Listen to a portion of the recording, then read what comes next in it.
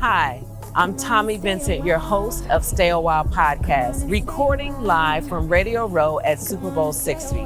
This season, we have some phenomenal guests that are joining us at the Stay a While table. So pull up a seat, get comfortable, and come and stay a while. Tune into our conversations to receive nourishment for your mind, your body, and your soul.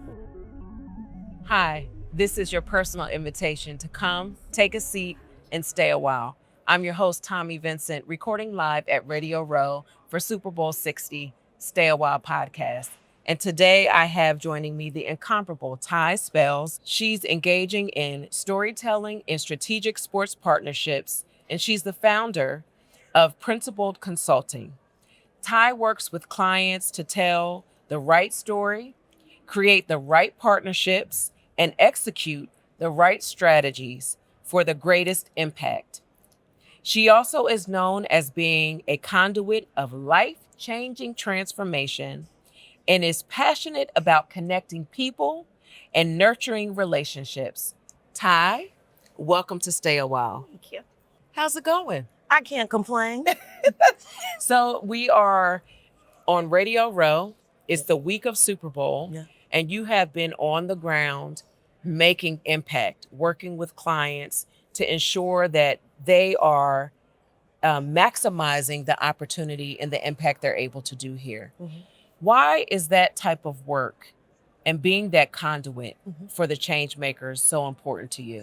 Honestly, I believe it's so important to me because I've been given a unique gift, I believe, to develop unique connections with individuals and also help individuals maximize and amplify their gifts to reach their full potential. And so that work speaks to me because I believe anytime you've been given a gift or put inside of you, it is your job to be a good steward of that. And so every day I wake up realizing that for me to be a good steward of what's been put inside of me, I have to help and make sure I empower others to bring out what's been put inside of them. Mm-hmm. So you're doing this for other people. Yeah. So how do you do this for yourself? To be honest, I've gotten to a place now where I'm really starting to wrestle with that. Before it really was like, oh, let me just help others and encourage. But then I started to realize like, hey, how do you get yourself out there? How do you say what is your gift and not be afraid to show that and show up wholeheartedly? Even sitting in this moment, typically I am an individual coaching from behind the camera and saying that was awesome. But the way I'm now showing up for myself, I'm living my dream literally this week. I was put in the opportunity to start hosting a podcast for an organization out of the blue. It was not on my to-do list at the top of my Tuesday, but then I was getting a cup of coffee and there was a need. And so I feel like anytime an opportunity presents itself and you have the gift, it is a signal, a God wink, that this is what you're supposed to be doing. So the way I'm showing up to live out my dreams is whenever I do see that God wink or that opportunity, that I need to show up not only for myself, but fully in the opportunity. So that's how I'm doing it for myself. You strike me as someone that stays ready so you don't have to get ready. Fair enough. So like you said, you were having a cup of coffee and they was like, yo, we need you to come over here and host this podcast. And whether you experienced anything internally or not, you immediately said, no problem, I'm on my way. Mm-hmm. How do you keep your mind posture in that position so that when opportunity presents itself, the door's open, that you're willing to go, even if you're afraid, even if you're not confident in the moment? How do you do that? Honestly, the way I do it is like, I've wrestled with insecurities. I've wrestled with not feeling like the fear is essence, like of why I haven't stepped out on my own. But I'm challenging myself, especially in this year, to say, hey, you want to stay ready. You want to know that you are enough and it's already inside of you. I've been looking for opportunities and I'm not gonna lie, I've been saying like quick prayers, like, God, we ain't talked about what I'm trying to have happen, what I want the life to look like, how I want to walk in this world. And whenever the opportunity presents itself, I'm gonna do my part to be prepared and walk in it. And so that is why when I woke up, honestly, on that Tuesday, I did say, hey, it would be a dream. And I had mentioned that to the Lord at the end of last year. And I didn't know what it was going to look like, but I said, when the opportunity comes, I will be prepared to walk in the gift because I am believing that you are going to create that opportunity for me. So I always say, hey, it's on me to be obedient. It is on me to be prepared and to believe I am enough. And God will take care of the how. It just so happened on Tuesday when I was getting coffee, he said, now's the time. So sitting behind the desk as a host, Yeah. what did that feel like as the host? Like you said, you coach from behind the scenes, but here you are on a podcast where you're actually ushering the conversation, that facilitating the conversation. So, what did that feel like for you in that role? And what did you like most about it? What did I like most about it? To be honest, I really like the opportunity. So I do believe I'm naturally a facilitator and a teacher. And so a lot of times the facilitation is reading the energy and making sure you're creating a space for someone to be able to show up. My number one rule when I am a facilitator or when I'm working with people, make sure my audience leaves impressed with themselves. And so the best part is that I am listening, I'm asking questions, but I want whoever I'm interviewing throughout this whole week to make sure they left secure, excited, and impressed with themselves. So what made me feel the best in that moment was that it was happening. There's this moment where it kind of feels like you can see and feel it happening, right? You're ushering, you know that you have to make sure that your sound guy is getting everything he needs. You want to make sure that your guest feels at ease and that they feel confident in what they're saying. And you really want to be present and leaning into what they're saying. So you're not necessarily listening to respond, but you're really listening to connect. And so that was the best part for me, is that sometimes I feel like the best part of that conversation was it was a God wink. It is me like God saying, this is inside of you. This is your gift. And I want you to lean out. So the more I saw my audience or my guests stand up and say, thank you, I really enjoyed the conversation. That's where I felt like I was an individual creating an atmosphere, an environment for them to know what's inside of them and to feel excited about bringing it out. So that was the best part for me, if I'm honest. Now, as a host of this podcast, and even sometimes if I'm like on a panel, where there's like multiple conversations take place, sometimes I'll be like, I'm locked in. Yeah. But because I'm so locked in, I also like my brain starts like going all these other places. Yeah. And so I'm sitting there and I hear you, and then all of a sudden I don't hear you because I'm like, oh, look, squirrel. Squirrel. Oh, yeah. And then I'll be like, come back, Yeah, Tommy. yeah. When you were hosting yesterday, did you have those moments where you were like, Squirrel. Yeah. Well, to be honest, not so much, but I do that like sometimes when I'm prepping, right? Okay. A lot of times I do have moments where I'll be listening and in my head, I'm trying to lean in, I'm trying to engage. The moments I had is like, girl, do you know what your question's supposed to be after they finish? So those were my moments where I would have to say, snap in and like really lean in and don't get lost in just listening, because it is going to be part of your job to make sure that you pull out key points. What is my follow-up question?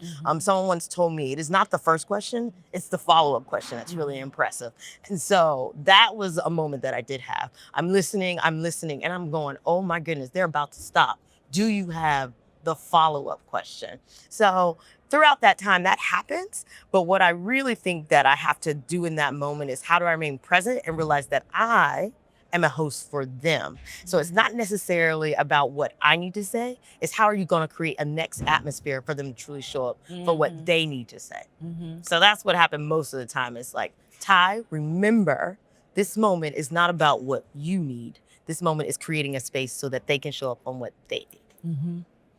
Part of what you do when you're working with individuals and organizations is you operate as a coach, and you're working to usher them into what it is that they're looking to accomplish. And sometimes even you're working to draw out of them what that thing is, just so they can have clear and concise focus. Right.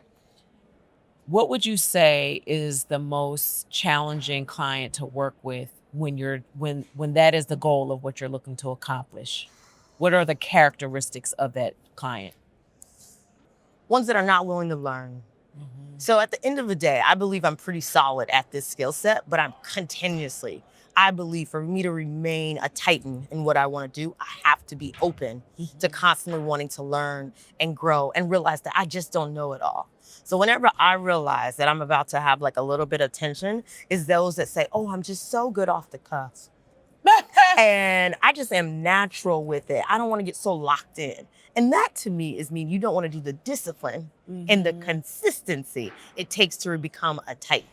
So anytime I hear or meet someone who says, oh, well, I don't like to get lost in, it feels too staged. It feels like I'm not really connecting. That to me is you don't want to lean in to the discipline and the consistency, because I believe as an amateur, we can have a good night, a good conversation. But when you want to be a titan, or when you want to be a professional, that takes skill, that takes dedication, that takes repetition.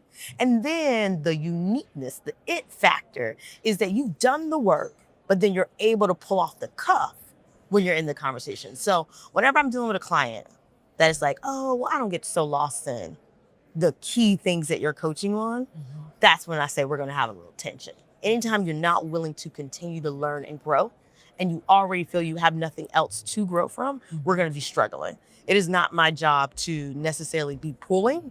It's my job to be walking alongside of you. So if you're already raising your hand and saying that you really want to do this, I'm a firm believer. It is always gonna be tension if I'm forcing anybody to do anything. Yeah. Now, if you wake up and you said, hey, I want to coach, that means you're willing to learn. But if someone is forcing you to sit in this moment, then we're not going to work because you're not open. Your spirit is not open to the coaching. And that's the tension. What you're doing right now, is this what you always wanted to do? Or did this career find you? Yes and yes. So I knew that it kind of worked out, thank goodness. I was a talker, shocker, as a child. My mom was just a little shocked. Like, she was like, now how you gonna pay your bills, baby? Because you talk a lot, but we need to get intentional.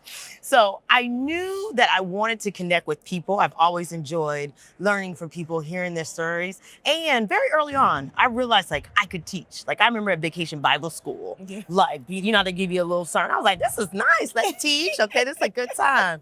The blood still works. This is awesome. So I knew immediately that I enjoyed engaging people. I loved connecting. The difference was I didn't know what that looked like as a career. I didn't know, because it's just like anything else. It's really hard for you sometimes to imagine what you've never seen. And this is a world I just was never exposed to. Like I was born in Pensacola, Florida, raised in Orange Park, Florida. My parents were civil service and military. We had very traditional paths. And even now, like my mom now is like, whoo, it worked out, but for quite some time, they were like, girl, you got to get a job and get one. Like, what are you doing? So this job found me. And that's what I say. This is where I genuinely feel I am walking in and I'm getting better at surrendering. I want to walk in the dream God has for me, not the dream that I prepared for myself. So early on, people knew I could connect. And my mom was like, oh, just be a teacher. But for whatever reason in my spirit, I knew I wasn't going to be a traditional teacher. I knew I was going to teach and engage people, but I wanted to be able to show up as my whole self and allow people to show up in their whole self. So traditional education wasn't it, but I knew it was going to be something where I was going to be bringing out gifts of folks. So over time, I started in higher education, working with first-gen college students. And then I got to start developing curriculum. And then I got a job, honestly, like I had a lunch and someone told me about a foundational work, which is really hard to break into as a Black woman. That worked out well. Then I was sitting in that job and there was a need for us to start developing some storytelling curriculum. And I went to my boss and I was like, I'm pretty strong at teaching. I taught cheerleading and I knew how to work with young people and adults. I also realized that I was good at speaking so I could translate a lot of things. So I said to myself, okay, I'll jump in and develop some sports curriculum or storytelling curriculum. And from there, I got connected to Sean Alexander. He's my first sports partner. And then from there, he was like, you're excellent. I need you to do this one session with a group of athletes. And it just took off. So I say this career found me, but it was little nuggets along the way. And I'm just slowly but surely building out. And I believe taking the breadcrumbs Yeah. of what God says this is supposed to be my path. If you think about where you are today and some of the things that you envision for yourself in the future, what do you need to start working on now so that you can start walking that path? I believe systems, like I really do believe that I need to start working on the discipline of what I believe I want to do. Yeah. So I know that I dream of one day being able to consistently be able to interview people and have a show. That means you gotta wake up early, girl. You gotta do a lot of writing, you gotta do a lot of reading, and you gotta be prepared to be engaging with people, even when you don't feel like it. So for one of my things that I'm starting to work on is do the little things that seem mundane and boring over and over and over again, because I know that it feels like it's not there now, but that consistency is going to pay off. I also believe that one thing that I have to start working on is putting my dreams out to others. I struggle often with, oh, I'll just work really hard and I'll figure it out. But we just can't get anything done as an individual solo. So if you don't necessarily just dare to say it, don't be worried about being embarrassed and don't be worried about dreaming too big, but just put it out there. And you don't know the opportunities that will be presented to you and the people that are in your path willing to work alongside you. And so that is something that I'm really working on, is like really getting clarity on what do you want this path to look like. And then observing and connecting and reading. Who's somebody, like, what are you supposed to say to put it out there and just see what happens? So I think that is clarity is one thing I'm really working on. Like, dare to dream and dream big. Like, God don't got no limits. So dream big and what he's put inside of you. Like, stop worrying about the how. You work on that obedience. You work on doing the work. So that is something that I'm really trying to wake up every day and not self-talking myself out of. Yeah. Oh, well, I don't know how to do this. I don't have the money. Well, I don't sound right when I do this sometimes. I get nervous here. Don't talk yourself out of your blessing before it even happens. So believing that it is possible. And the other thing is, I believe systems and strategic relationships as well as transformational relationships. You are particularly really big on, I want real, genuine, authentic relationships. Absolutely. And that has been something that I want to show up my best for people in my ecosystem. And I hope that they will in return show up their best and then be A-okay. If something shifts or changes, release it and be okay with that. Alignment is what I'm going for this year. Like, alignment is my word for this year and in my path moving forward. If it's not going to happen, it's not aligned. Surrender and be okay with that. When it's supposed to happen, it will align and it'll work out. Absolutely. It sure will. I want you to look at the camera and I want you to talk to Ty today. Give Ty the talk she needs today to step out on faith and pursue what she knows she's supposed to be doing right now. Yeah. But for whatever reason, she's still sitting on her behind. Give her a talking to so she could get it together. Get it together, child. So Ty, one, you are enough. And that is the first thing I would say. Secondly, I would say stop worrying about being embarrassed or fear or failure. To be quite honest, like, that's gonna happen. And stop worrying about what people might think about you and that you may not always get it right. Look where you are today and nothing has fell short for this moment. So why are you concerned that it may not work out? Everything is working for your good. So why are you not dreaming big enough? Why are you not stepping out on faith? And why are you allowing fear to be holding you back? You are sitting in this moment. Radio Row with Tommy Benson, Super Bowl 60, and this wasn't even on your plan. That's how much God has for you. You've just got to step out and walk in it. You got to wake up and do the work every day. You got to stop making excuses and you got to stop worrying about will it be perfect. Progression is what you need to be working towards. And once again, I will leave you with this. You are enough and whose you are is more than enough. So stop worrying about the how and get to just walking in your faith. You heard her, Ty. You heard her, Ty. And girl, you know you're gonna look good while you do it, so stick with it.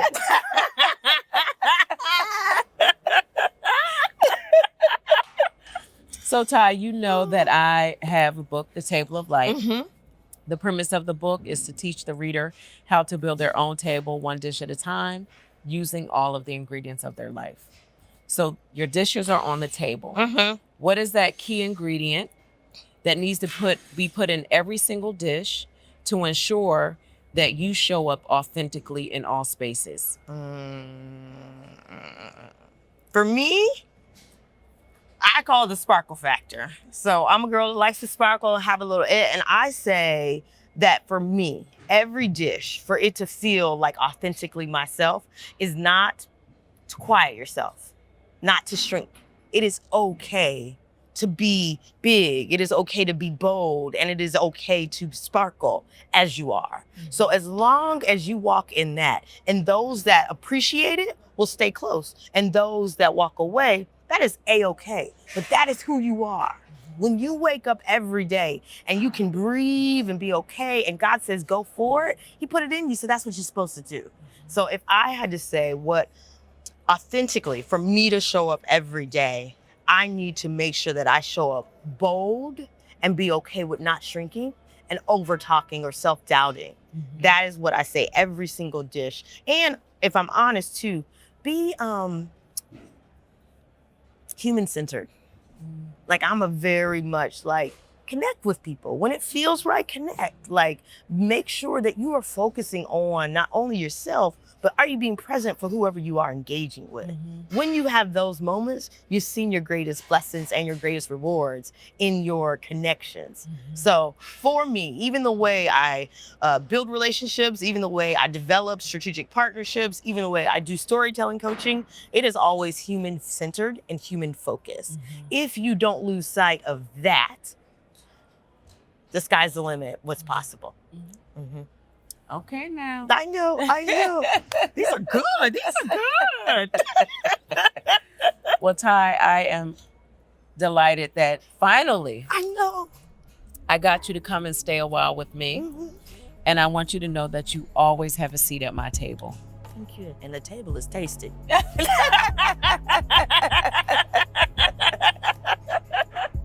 I hope you felt the love and connection in today's conversation. Every woman you heard from has faced the impossible and emerged stronger.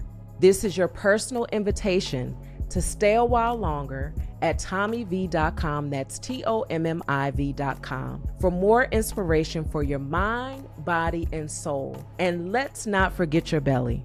You're always welcome at my table. Please be sure to subscribe, make yourself at home, and stay a while.